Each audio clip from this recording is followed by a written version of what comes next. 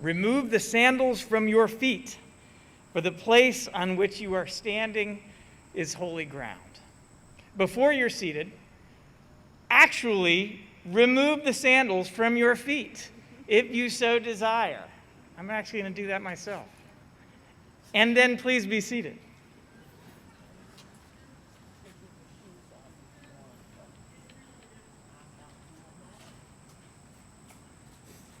Since the Old Testament passage is about removing the sandals from our feet, we get to go barefoot. I have to be honest, I wasn't sure how that was going to feel, but it's pretty nice. I could get used to this. Well, we read in the Old Testament passage about Moses encountering the burning bush. And he's told to take his shoes off because that ground, the ground that he is standing on, is holy ground. And so we might ask, a bit outside our own sanctuary, away from the ground that we think of as holy and feeling a little bit exiled in the midst of that. If the ground that is burning around a bush is holy, what does that mean for those of us who are not able to worship inside the space that we love so much? Is holiness somewhere else? Has God left the building?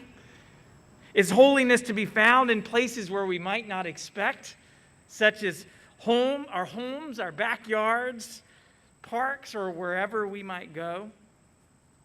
Well, this story that we read in the Old Testament, a story on which the liberation of the people of God hinges. Moses does not find God in the customary places.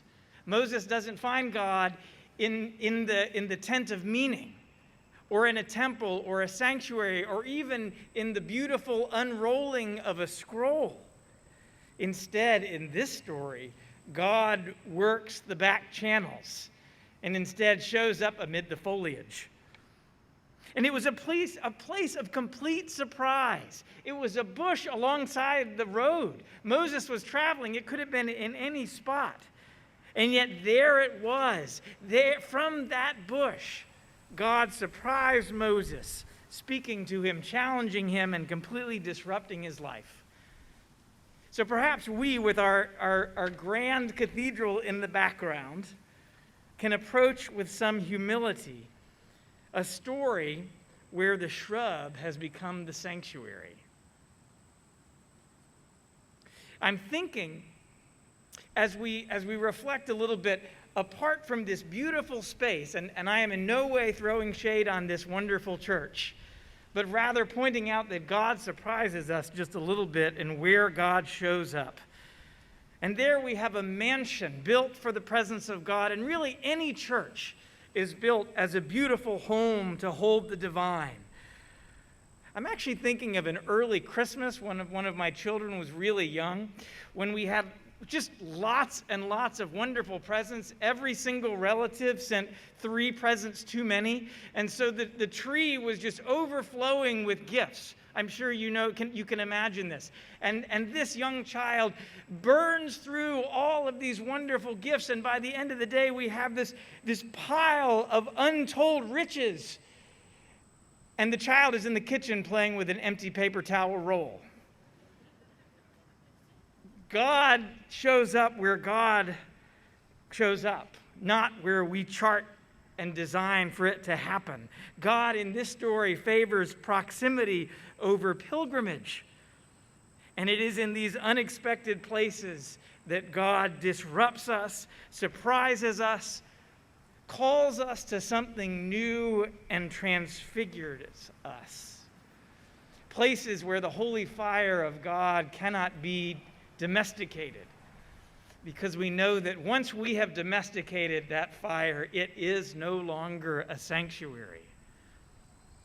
And so I come back to the question, where do we find holy ground? And much as we try, we cannot map it out with cathedral or church blueprints or ecclesiastical org charts. Rather, it will be a place that continually surprises us. A place is holy when God chooses to inhabit it. When God calls to us from surprising places, and from those places transforms the world. A place is holy when God chooses to inhabit it. So we'd better be ready to take off our shoes. Now, the ground that Moses discovers burns with the nearness of God's presence. If we read the story, it's not just the kindling that is on fire, that there is a certain danger to the whole ground around the burning bush. Even the soil around it seems to be combustible, making me think that it is less of a bush on fire and more of a wick to transform the surrounding holiness into something visible and burning. And without really naming anything, this story tells us an incredible amount about who God is, about the nature of God, up to, but not quite including, God's proper name. I am who I am. That's all you're going to get, Moses. Sorry. Yahweh is not a name, but an intentional absence of a name, given to us knowing that we cannot fully comprehend God, and if we thought we could, we'd likely get ourselves into a whole lot of trouble. Scholar Roger Nam looks at this story, and what he sees and is an infinite and abiding presence. He writes, the event was so supernatural that Moses was compelled to observe that the burning bush was not consumed. When, he asks, is the last time you lit an actual fire? Weber grills do not count, and neither does the direct line gas fireplace in your home. Fire, he writes, takes a lot of fuel. The mystery was an ordinary bush with extraordinary properties. Limitless fuel to sustain this fire. Similarly, God's provision is endless. A message we need to hear at every moment in our lives, but especially today. God was near. And this nearness of God is both sustaining and redemptive. God, from the fire, reveals the closeness that has been there all along and tells Moses, I have seen the suffering of your people. I will deliver them. I will send someone. Like it or not, Moses, it's you. But because that very nearness burns with a danger all its own. God is not a sunset on the beach or a warm glow of campfire embers. God is a wildfire. And if we come nearer, we can't be sure what will burn away from us. This is a story of call, where a deeply flawed man is called to a life and a mission for which he did not ask. And in this sense, holy ground, when it is truly holy, is perilous to our places of familiarity and comfort.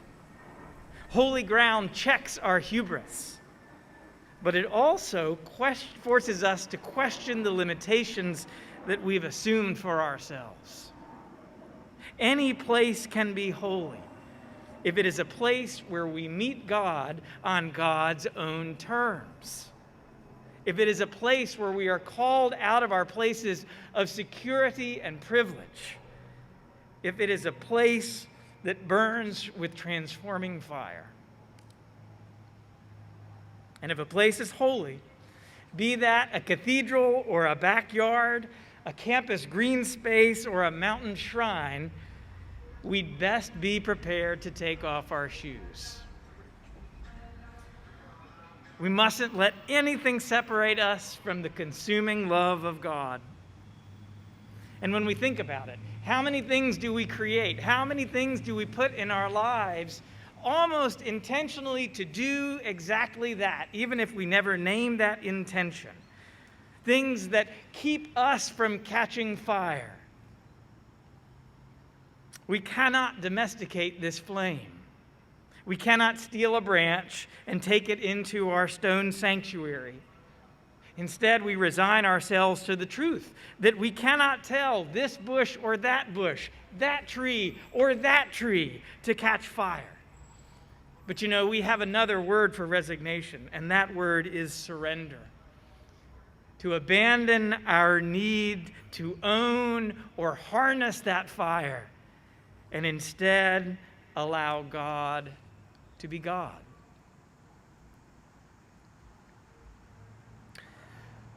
We are not inside our temple. On a day like today, that's not such a bad thing, but it's still not the same. And though we know that a church or a temple does not contain God so much as proclaim the infinite and steadfast love of God, that's what that building is doing for us right now. Just by standing, it is an act of proclamation. And yet our very longing to be back tells us that there is a fire in there as well. Yet we know from Moses' stumbling onto holy ground, in a location where he least expected it, that God can make any place holy. God can draw the Spirit from any patch of ground and light a beacon from it to illuminate the darkest night. Suddenly, the whole world shines with potential holiness. So we'd better be ready to take off our shoes.